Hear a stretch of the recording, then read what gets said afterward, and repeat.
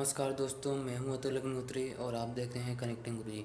आज मैं आप सभी को शिक्षण अधिगम का यानी कि बाल विकास और शिक्षा शास्त्र का एक प्रैक्टिस सेट कर पाऊँगा, ठीक है, जिसमें मैंने कुछ इंपॉर्टेंट 30 क्वेश्चंस लिए हैं।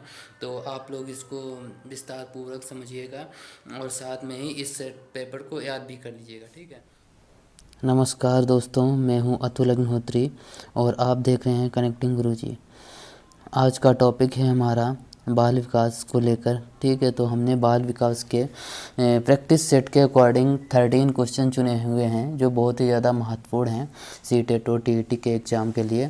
फ़िलहाल आप हमारे चैनल को सब्सक्राइब कर सकते हैं और तत्काल नोटिफिकेशन के लिए आप हमारे बेल आइकन को प्रेस कर सकते हैं। चलिए बढ़ते हैं आगे। फ़िलहाल अगर बात की जाए हमसे जुड़ने की, तो आप हमें इंस्टाग्राम पर मिल सकते हैं। IM अतुल अग्निहोत्री मेरी इंस्टाग्राम आईडी है, जहां पर आप मुझे ज्वाइन कर सकते हैं। इसके साथ साथ अगर आप इसको PDF में चाहते हैं, मतलब ये जो सीट है इसे PDF में चाहते हैं, तो आप कनेक्टिंग गुरुजी नाम के टेलीग्राम चैनल पर हमें ज्वाइन कर सकते हैं। हमारा उद्देश्य यही है कि आप लोग सफल हों। Our target is your success. तो आज का जो हमारा पैटर्न रहेगा वो बाल विकास और अध्यापन कला से संबंधित है, ठीक है। बढ़ते हैं प्रैक्टिस सेट पर, यानी ये हमारा पहला प्रैक्टिस सेट है। इसमें पहला क्वेश्चन है वो बात कर रहा है कुछ मूलभूत चीज़ों की, ठीक है, और उनके मूल्य की। तो देखते हैं मूल्य कोई भी चीज़ है, ठीक है। मूल्य कोई भी चीज़ है जो एक मनुष्य के पास होनी चाहिए। मूल्य कोई भी चीज़ है जो एक मनुष्य के पास होनी चाहिए। ये किसने कहा है? C स्किनर ने और डॉक्टर वेलाक ने या फिर गैरेट ने, इनमें से कोई नहीं, ठीक है। तो हमारा जो ऑप्शन बी है, तो बी ऑप्शन हमारा गलत है, ठीक है। इनमें से कोई नहीं। इसके बाद में बात करते हैं डॉक्टर वेलाक पर। डॉक्टर वेलाक ने भी नहीं कहा था। इनमें से कोई नहीं, यानी हमारा ऑप्शन कौन सा है? गैरेट। कौन सा सही है? गैरेट, ठीक है। तो एक किसने कहा था? गैरेट ने कहा था मूल्य कोई भी चीज़ है, कोई चीज़ है मूल्य, ठीक है। एक किसने कहा था? एक गैरेट ने कहा था। फिलहाल अगर बात की जाए मनुष्य के पास होनी चाहिए, तो एक किसने कहा था? गैरेट ने कहा था, ठीक है। तो आप लोग इसको समझ लीजिएगा किसका कथन है, ठीक है। बढ़ते हैं अगले प्रश्न की ओर। अगला प्रश्न क्या हमारा? निम्नलिखित में से कौन प्रेक्षण की सीमा है, ठीक है। अब बात प्रेक्षण के सीमा की जा रही है, ठीक है। किसकी की जा रही है? प्रेक्षण के सीमा की। तो इसमें हमारा ऑप्शन कौन सा सही है? पहले ऑप्शन ए देख लेते हैं। ऑप्शन ए में क्या है? ऑप्शन ए है लोगों के व्यवहार में परिवर्तन होते रहते हैं। किस में परिवर्तन होते रहते हैं? लोगों के व्यवहार में, ठीक है। तो लोगों के व्यवहार में परिवर्तन होते रहना, ये ऑप्शन हमारा सही है, ठीक है। इसके बाद में दूसरा, विकास संबंधी सूचनाओं का जो विकास है, ठीक है, यानी विकास संबंधी जो सूचनाएं हैं उनका स्रोत भी है, ठीक है, दूसरा भी सही है। कारण संबंधी कारक को बताने का साधन नहीं है। साधन होता तो ये गलत हो जाता है, नहीं जोड़ दिया तो ये साधन नहीं है, ये भी हमारा ऑप्शन सही हो गया, ठीक है। तो इसमें सभी ऑप्शन सही हैं। इसके बाद में अगला प्रश्न क्या है? किस साक्षात्कार को संरचित या प्रमापीकृत साक्षात्कार कहा जाता है, ठीक है।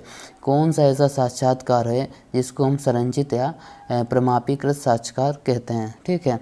संरचित या प्रमापीकृत साक्षात्कार, ये ध्यान रखना, ठीक है। तो इसमें पहला ऑप्शन है हमारा अनौपचारिक साक्षात्कार। कौन सा? अनौपचारिक साक्षात्कार। तो जो अनौपचारिक साक्षात्कार है वो ऑप्शन हमारा गलत है, ठीक है। फिर दूसरा है औपचारिक साक्षात्कार, ठीक है। और तीसरा है कारक परीक्षक साक्षात्कार, यानी कारक परीक्षक साक्षात्कार नहीं हो सकता, इसका कोई कारक परीक्षक नहीं होता है। इसके बाद में क्या है? उपचार संबंधी, कोई उपचार संबंधी साक्षात्कार नहीं होता है, ठीक है। जो हमारा साक्षात्कार है संरचित या प्रमापीकृत साक्षात्कार होता है, ठीक है, वो हमारा होता है औपचारिक साक्षात्कार, ध्यान रखना, औपचारिक साक्षात्कार होता है, ठीक है। आगे बढ़ते हैं।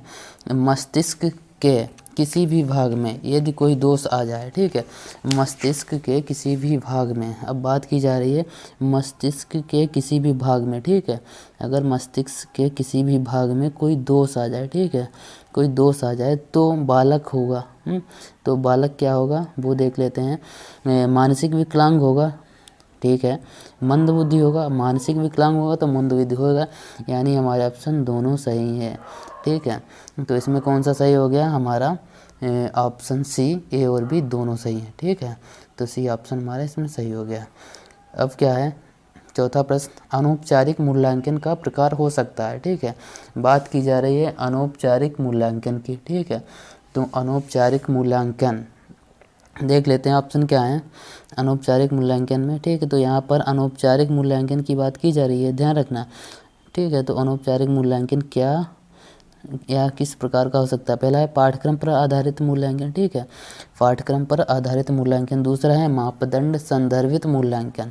ठीक है, मापदंड संदर्भित मूल्यांकन। फिर है अवलोकन। ठीक है, और फिर उक्त सभी। तो इसमें औपचारिक मूल्यांकन की बात की जाए तो पाठ्यक्रम पर भी होता है, मापदंड पर भी होता है, अवलोकन भी होता है, उक्त सभी सही है। इसमें ऑप्शन डी, यानी ऑप्शन डी हमारा सही है। ठीक है, कौन सा ऑप्शन सही है, डी ऑप्शन।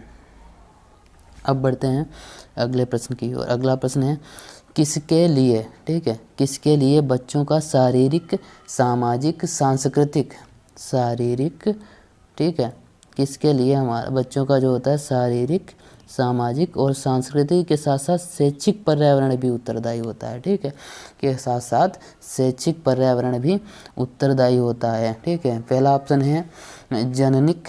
ठीक है, जननिक। दूसरा है पर्यावरणीय कारक, और तीसरा है अधिगम असमर्थता, और चौथा है मापदंड। ठीक है, तो इसमें जो पहला ऑप्शन है जननिक वो तो गलत है।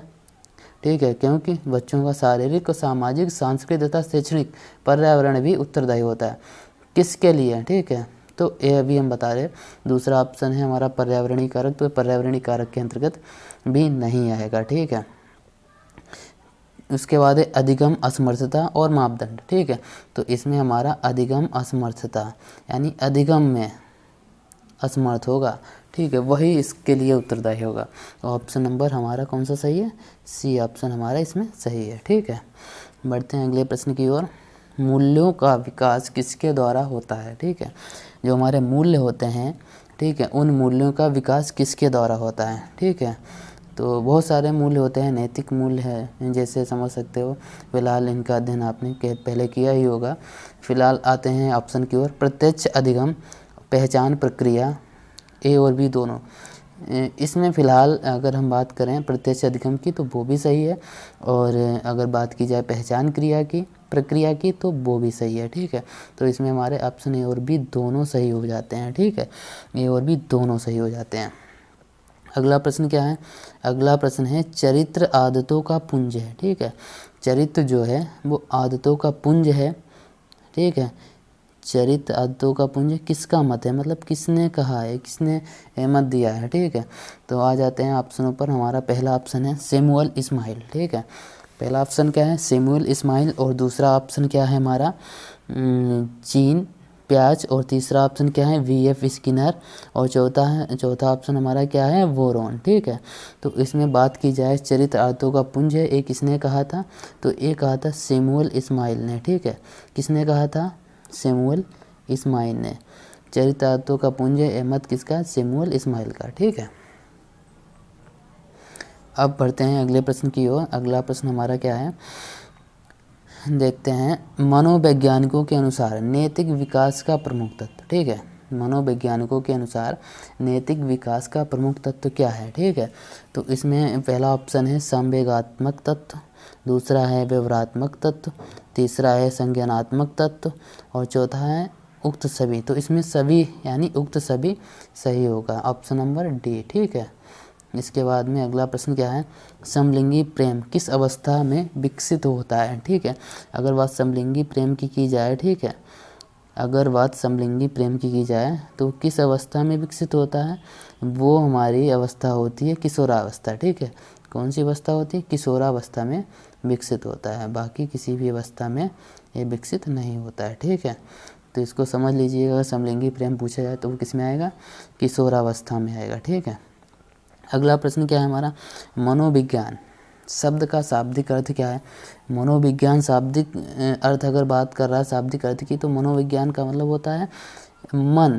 मनोविज्ञान मतलब मन का विज्ञान। ठीक है, मन का विज्ञान मनोविज्ञान कहलाता है। ठीक है, तो इसमें कौन सा शब्द है हमारा, कौन सा ऑप्शन हो गया सही, यानी ऑप्शन नंबर बी मन का विज्ञान। ठीक है, जो मन का विज्ञान होता है वही मनोविज्ञान कहलाता है। ठीक है, तो हमारा इसमें ऑप्शन नंबर बी सही है। ठीक है, इसके बाद में अगला प्रश्न है, क्या जन्मजात प्रकृतिजन्य होता है? प्रकृतिजन्य होता है कि जो जन्मजात की बात की जा रही है, क्या जन्मजात व प्रकृतिजन्य होता है? तो इसमें किस प्रकार से होता है वो हमारा ऑप्शन नंबर वातावरण पर है, या योगफल है, या व्यवहार पर है, या वंशानुक्रम पर है। तो इसमें आएगा हमारा पहला ऑप्शन वंशानुक्रम सही है। ठीक है, तो इसे याद कर लीजिएगा, जन्मजात व प्रकृतिजन्य अगर पूछा जाए, ठीक है, तो वो होता है वंशानुक्रम पर। ठीक है, अगला प्रश्न समीपता का सिद्धांत। ठीक है, क्वेश्चन नंबर 13 समीपता का यानी समीपता का सिद्धांत। ठीक है, एक किसने दिया है, वी.एफ. स्किनर, दूसरा ऑप्शन एडविन रे गुथरी, तीसरा कुर्ट लेविन और चौथा कोहलर। ठीक है, तो इसमें जो हमारा ऑप्शन है एडविन रे गुथरी सही है, बाकी इसमें कोई भी सही नहीं है। ठीक है, इसके बाद में घंटी बजाना क्या है? ठीक है, अगर बात घंटी बजाने की जाए तो घंटी बजाना क्या है? घंटी बजाना अप्राकृतिक उद्दीपक, प्राकृतिक अनुक्रिया इनमें से कोई नहीं। ठीक है, तो इसमें हमारा ऑप्शन है अप्राकृतिक उद्दीपक। ठीक है, पहला ऑप्शन सही है। उसके बाद में सीखना विकास की प्रक्रिया है, ये किसने कहा था? ठीक है, सीखना विकास की प्रक्रिया है, किसका कथन है? इस कथन की अगर बात की जाए तो ये कथन वुडवर्थ ने कहा था। क्या कहा था? सीखना जो है वो विकास की प्रक्रिया है। ठीक है, सीखना विकास की प्रक्रिया है, एक कथन किसका है? एक कथन वुडवर्थ का है। ठीक है, इसको याद कर लीजिएगा, सीखना विकास की प्रक्रिया किसका है? वुडवर्थ। ठीक है, इसके बाद में बढ़ते हैं अगले प्रश्न की ओर। अगला प्रश्न क्या है? गणित के प्रश्नों का समाधान किसके द्वारा संभव है? ठीक है, गणित के जो प्रश्न हैं उनका समाधान किसके द्वारा संभव है? पहला ऑप्शन है छात्र, दूसरा है प्रयास और त्रुटि, तीसरा ऑप्शन है पुनर्वर्ण और फिर है अधिगम। ठीक है, जो गणित के प्रश्न हैं उनका समाधान किसके द्वारा संभव है? तो वो है प्रयास और त्रुटि के द्वारा ही संभव है। किसके द्वारा संभव है? अगर अब प्रयास और त्रुटि, ठीक है, यानी प्रयास और त्रुटि के माध्यम से ही हम गणित के प्रश्नों का समाधान कर सकते हैं। ठीक है, तो इसमें क्या ऑप्शन सही हो गया? प्रयास और त्रुटि। ठीक है, यानी प्रयास और त्रुटि के द्वारा ही हम समाधान को संभव सही से ढूंढ सकते हैं। बेहतर प्रयास और बेहतर अभ्यास से ही हम गणित की जो भी त्रुटियां हैं उनको दूर करेंगे। ठीक, तो अगला प्रश्न है हमारा, सीखने के लिए कौन सा तत्व केंद्रीय तत्व है? ठीक है, तो सीखने के लिए कौन सा तत्व केंद्रीय तत्व होगा? तो इसमें पहला ऑप्शन है प्रेरणा। ठीक है, तो पहला ऑप्शन क्या है? प्रेरणा, और दूसरा ऑप्शन है दृष्टि, तीसरा ऑप्शन है हमारा पुनर्वलन और चौथा है इनमें से कोई नहीं। ठीक है, अगर बात सीखने की जाएगी तो सीखने में हमारा पुनर्वलन। ठीक है, पुनर्वलन आएगा, तो पुनर्वलन जो सीखने के लिए एक केंद्रीय तत्व है। ठीक है, सीखने के लिए कौन सा केंद्रीय तत्व होगा? पुनर्वलन। ठीक है, तो ऑप्शन नंबर सी हमारा इसमें सही है। ठीक है, अगला प्रश्न क्या है? अगला प्रश्न है क्रिया प्रसूत का संबंध किससे होता है? ठीक है, अगर बात क्रिया प्रसूत की जाए तो क्रिया प्रसूत का जो क्रिया प्रसूत है, ठीक है, क्रिया प्रसूत उसका संबंध किससे होता है? तो क्रिया प्रसूत का संबंध होता है हमारा उत्तेजना से। ठीक है, इसमें ऑप्शन ए उत्तेजना सही है, प्रतिपादन, ठीक है, प्रसूत और कुंठा ये सभी गलत हैं। जो क्रिया होती है वो उत्तेजना के थ्रू ही होती है, तो क्रिया प्रसूत का संबंध हमारा उत्तेजना से हो जाएगा। ठीक है, इसके बाद में आगे बढ़ते हैं, वस्तुनिष्ठ विधि के अंतर्गत अंग है। ठीक है, जो वस्तुनिष्ठ विधि है उसके अंतर्गत कौन सा अंग है? पहला हमारा ऑप्शन है जो इसमें समाजमित विधि। ठीक है, पहला ऑप्शन क्या है? समाजमित विधि, और दूसरा ऑप्शन है परिस्थिति परीक्षण। ठीक है, और तीसरा शारीरिक परीक्षण, और चौथा है उक्त सभी। वस्तुनिष्ठ विधि के अंतर्गत अंग है, जो वस्तुनिष्ठ विधि है उसके अंतर्गत कौन सा अंग है हमारा? तो अंग की अगर बात की जा रही है तो वस्तुनिष्ठ विधि में हमारा ऑप्शन नंबर डी यानी उक्त सभी। ठीक है, यानी सभी इसमें सही है। ठीक है, तो जो ऑप्शन नंबर डी है उक्त सभी हाल, ठीक है, वो हमारा सही होगा। इसके बाद में बढ़ते हैं अगले प्रश्न में। अगला प्रश्न क्या है हमारा? इनमें से कौन सी अभिवृत्ति मापन का सिद्धांत नहीं है? ठीक है, इनमें से कौन सा अभिवृत्ति मापन का सिद्धांत नहीं है? तो इसमें नहीं की बात की गई है। ठीक है, तो कौन सा नहीं है? तो पहला है स्केलिंग विधि और दूसरा है प्रत्यक्ष प्रश्न विधि। तो पहला है स्केलिंग विधि और दूसरा प्रत्यक्ष प्रश्न विधि। ठीक है, और इसमें तीसरा ऑप्शन है सूक्ष्म विधि, ठीक है, और अवलोकन विधि, ठीक है। तो इसमें ऑप्शन जो हमारा सही होगा, ठीक है, वो ऑप्शन है हमारा सूक्ष्म विधि, यानी तीसरा ऑप्शन सही है, सूक्ष्म विधि, ठीक है। अवलोकन विधि इसमें नहीं आएगी। कौन से प्रश्न की अगर हम बात करें, ठीक है, तो ये जो 20वां प्रश्न है हमारा, इसमें है इनमें से कौन सी अभिवृत्ति मापन का सिद्धांत है। तो अभिवृत्ति मापन का सिद्धांत कौन सा नहीं है, ठीक है, तो कौन सा नहीं है, सूक्ष्म विधि नहीं है, ठीक है, बाकी सभी हैं, ठीक है। इसमें नहीं पूछा गया है, ध्यान रखना, ठीक है, कौन सा नहीं है। अगला प्रश्न है साइकी शब्द का अभिप्राय है। तो साइकी शब्द का अभिप्राय किससे है, साइकी शब्द का अभिप्राय, ठीक है, पहला ऑप्शन है आत्मा, दूसरा मन, तीसरा शरीर और चौथा त्याग, ठीक है। तो इसमें साइकी का मतलब होता है आत्मा, ठीक है, तो हमारा पहला ऑप्शन सही है, बाकी सारे गलत हैं, ठीक है। अगला प्रश्न क्या है, जैविक प्रेरक हैं। जैविक प्रेरक जो है वो क्या है, जैविक प्रेरक क्या है, पहला ऑप्शन है हमारा जैविक प्रेरक की बात की जा रही है। तो जैविक प्रेरक क्या है, इसमें पहला रात, दूसरा नींद और तीसरा सी यानी गति और चौथा प्रकाश, ठीक है। तो इसमें जैविक प्रेरक है, हमारा ऑप्शन बी सही है, यानी नींद, ठीक है, बाकी हमारे जैविक प्रेरक नहीं हैं, ठीक है। बढ़ते हैं अगले प्रश्न पर। अगला प्रश्न क्या है, कोहलर ने सूझ सिद्धांत, ठीक है, कोहलर ने सूझ सिद्धांत का प्रयोग किस पर नहीं किया है, ठीक है, कोहलर ने सूझ सिद्धांत, जो हमारा सूझ सिद्धांत है उसका प्रयोग किस पर नहीं किया है। तो इसमें बात नहीं की जा रही है, ध्यान रखना है, किस पर नहीं किया है, तो शेर पर नहीं किया है इन्होंने, किस पर नहीं किया, शेर पर नहीं किया, बाकी सभी पर इन्होंने किया है, ठीक है। तो नहीं में हमारा शेर सही है, और जो इन्होंने बाकी बनमानुस पर भी किया है, चिंपैंजी पर किया है, सुल्तान पर भी, ठीक है। इसमें कौन सा सी मतलब ए ऑप्शन हमारा शेर, ठीक है। कोहलर ने सूझ सिद्धांत का प्रयोग किस पर नहीं किया है, ठीक है। तो इसमें किस पर नहीं किया है, नहीं की बात की जा रही है। कोहलर ने सूझ सिद्धांत जो है किस पर नहीं किया है, तो वो हमारा ऑप्शन ए है, यानी शेर, ठीक है।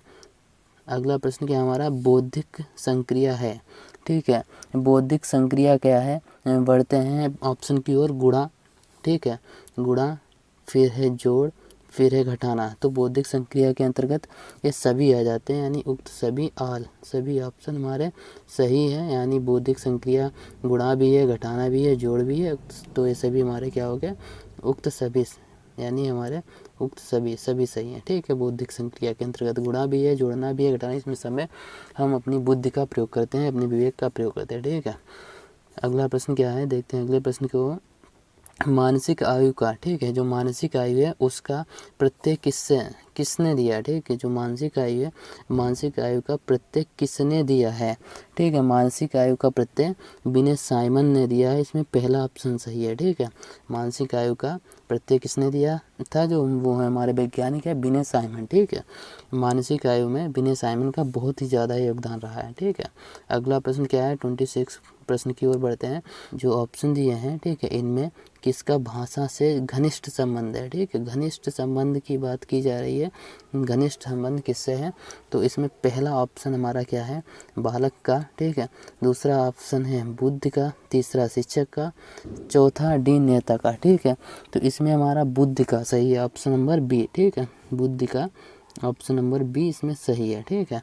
इसके बाद में बढ़ते हैं अगले प्रश्न की ओर। अगला प्रश्न है संप्रत्यय निर्माण का प्रथम सोपान है, ठीक है, संप्रत्यय निर्माण का प्रथम सोपान क्या है, ठीक है। तो पहला ऑप्शन है हमारा स्थान, ठीक है, स्थान है पहला ऑप्शन, ठीक है।